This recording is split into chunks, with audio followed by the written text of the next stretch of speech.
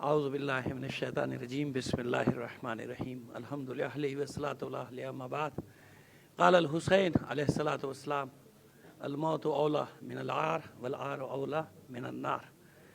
عزیزان محترم، شکریہ سب سے پہلے تو تمام احباب کا، خاص طور پہ ہمارے برادر بزرگوار علامہ نثار احمد قلندری صاحب کا اور پوری ان کی مجلس ذاکرین امامیہ اور برادر ابو مریم صابر ابو مریم کا آپ نے اس قابل سمجھا۔ اور میں اس کو عظیم اجتماع اس لیے کہتا ہوں کہ یہ نمائندہ اجتماع ہے، یعنی ان میں سے ہر ایک سینکڑوں ہزاروں کی نمائندگی کر رہا ہے، ہر فرد یہاں پر بیٹھا ہوا۔ بس 2-3 باتیں آپ کی خدمت پیش کرنا ہے، اور وہی جو وقت محدود ہے 6-7 منٹ کے اندر اندر۔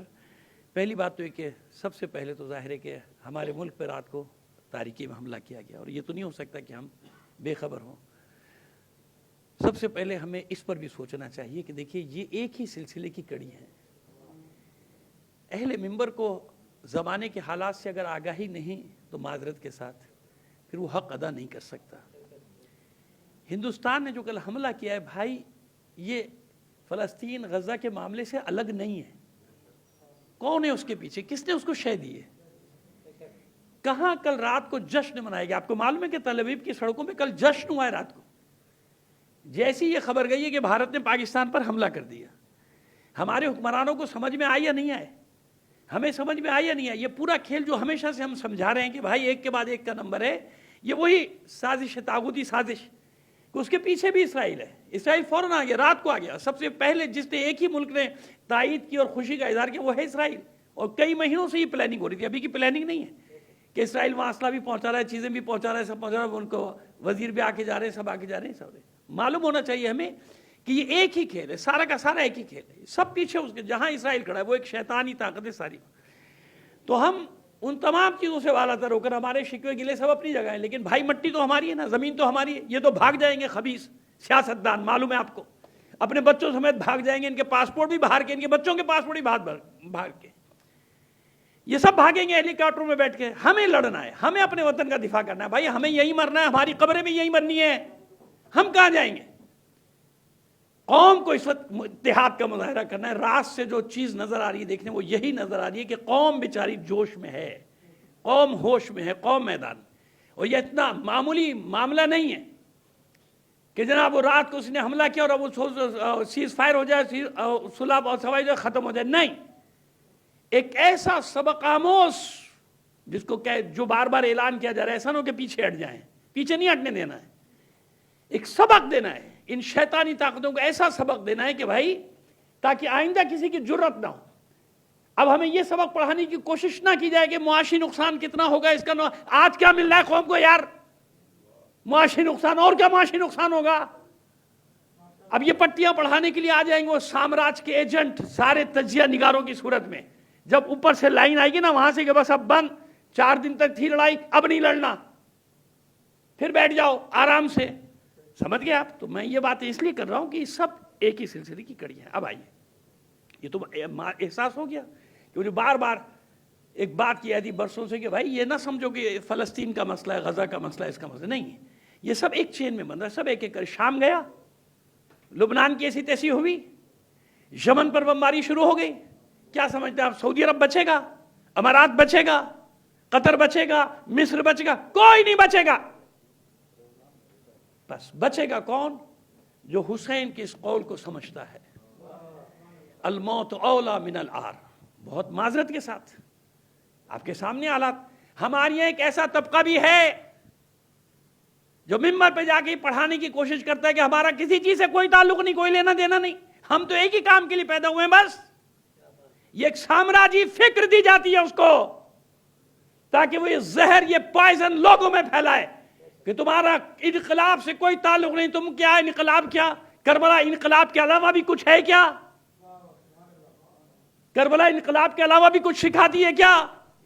لیکن وہ یہ سمجھ دیا نہیں تمہارا واسطہ، اور پھر تمہارا ویسے بھی کیا واسطہ، ان کا مذہب کچھ اور، تمہارا مذہب کچھ اور، تم کچھ اور، تماشا لگایا ہوا ہے۔ کہاں تک بہکایا جائے گا قوم کو؟ کس کی جنگ ہے؟ کیا وہ رکیں گے؟ خیبر کے لیے نہیں لڑ رہا ہے یہودی؟ کیا مدینہ لینے کے لیے نہیں لڑ رہا یہودی؟ کس نے مدینے سے بے دخل کیا تھا؟ علی نے۔ کس نے خیبر چھینا تھا؟ علی نے۔ آج وہ کہہ رہے ہیں کہ ہم خیبر واپس لیں گے۔ اے مسلمانوں تم سے کہ خیبر واز یور لاسٹ چانس، ان کا خاص نعرہ ہے کہ خیبر تمہارا آخری موقع تھا، ختم ہوگی بات۔ تو وہ خیبر کے لیے لڑ رہا ہے اور علی والوں کو یہ خبر ہی نہیں ہو۔ یعنی لڑائی اسی لیے تو ہم کہہ رہے ہیں کہ ہماری لڑائی ہے، کسی اور کو فکر تھوڑی ہے، کسی کے باپ نے خیبر تھوڑی چھینا تھا، خیبر ہمارے مولا نے چھینا تھا۔ تو وہ خیبر کی طرف نگاہیں اٹھائے چلے آ رہے ہیں، ہم آرام سے بیٹھے رہے ہیں، ہمارا کوئی کام نہیں ہے، ہمیں اس لیے نہیں پیدا کیا گیا، ہمیں تو کسی اور کام کے لیے پیدا کیا گیا ہے۔ کیا مطلب ہے؟ دنیا میں اگر کوئی سامراج یزیدی طاقتوں کے مقابلے میں کھڑا ہو سکتا ہے تو وہ صرف حسین ہی ہو سکتا ہے اور کوئی بھی نہیں۔ اور آج بھی ایسے ہی ہے۔ کیا تباہ کر دیں؟ فلسطین تباہ ہو جائے گا، ایران تباہ ہو جائے، عراق تباہ ہو جائے، یمن تباہ ہو جائے، کیا مطلب؟ مقاومت ختم ہو جائے گی؟ اگر شہادتوں سے اور گھروں کے تباہ ہونے سے مقاومت ختم ہوتی، اسلام ختم ہوتا، تو کربلا سے زیادہ قیمتی جانیں کبھی بھی نہیں گئی دنیا میں۔ تو پھر تو اسلام کا فاتحہ وہیں ہو جانا چاہیے تھا۔ جب حسین شہید ہو گئے، جب حسین کے انصار شہید ہو گئے، کیا بچا؟ تو مقاومت ختم ہوئی یا آگے بڑھی؟ استعارہ ہے کربلا، یاد رکھیے، استعارہ۔ جیسے فرعون صفت کہا جاتا ہے، جہاں وہ حالات کا جگہ فرعون صفت، نمرود صفت۔ یزید نہیں رہا، یزیدیت میں ڈھلا۔ کیوں؟ جب بھی وہ کریکٹر ہوگا کہا جائے گا یزیدیت، یہ یزید صفت ہے۔ جہاں مظلومیت ہوگی وہاں بات کی جائے گی۔ یعنی جیسے اس سے پہلے فرعون، موسیٰ استعارہ تھے، اب یہ استعارہ کون بن گیا؟ کربلا استعارہ بنی۔ موت ذلت سے بہتر ہے، قبول کر لو موت۔ لیکن اگر دین اور ذلت میں سے اختیار کرنا پڑے تو کیا اختیار کرو؟ والعار اولا من النار، ذلت قبول کر لو لیکن دین فروش نہ بنو۔ بے عزتی ہوگی نا، ہو جائے، دین ہاتھ سے نہ جائے۔ تینوں چیزیں ہیں نا کربلا میں، الموت اولا من العار والعار۔ آر کیا تھا؟ کائنات میں آل رسول سے معزز کوئی خاندان ہے؟ بس آخری بات، کوئی معزز خاندان ہے کائنات میں؟ اس خاندان کی خواتین کو سڑکوں پر لایا گیا، بازاروں میں لایا گیا، قبول کیا نا انہوں نے، قبول کیا۔ وہی بات، والعار اولا۔ اگر دین جانے کا خطرہ ہو تو ذلت کو قبول کر لینا، مگر دین کو ہاتھ سے نہیں جانے دینا۔ نو، کوئی بارگیننگ، کوئی سودے بازی نہیں، دین کے معاملے میں کوئی سودے بازی نہیں۔ جان جائے یا عزت جائے، چاہے ذلت کو قبول کرنا، والعار اولا من النار۔ لہذا ہم سب کا فریضہ ہے، اور ہم سب ادا بھی کرتے ہیں مختلف واقعے، لیکن منظم طریقے سے۔ خود اپنا ملک ہے، ہماری زمین ہے، ہماری مٹی ہے، اس کے دفاع کے لیے ہمیں کھڑے ہونا ہے، اس کی بات کریں۔ کر رہے ہیں، ہم تو کل رات سے کر رہے ہیں، مسلسل باتیں کر رہے ہیں۔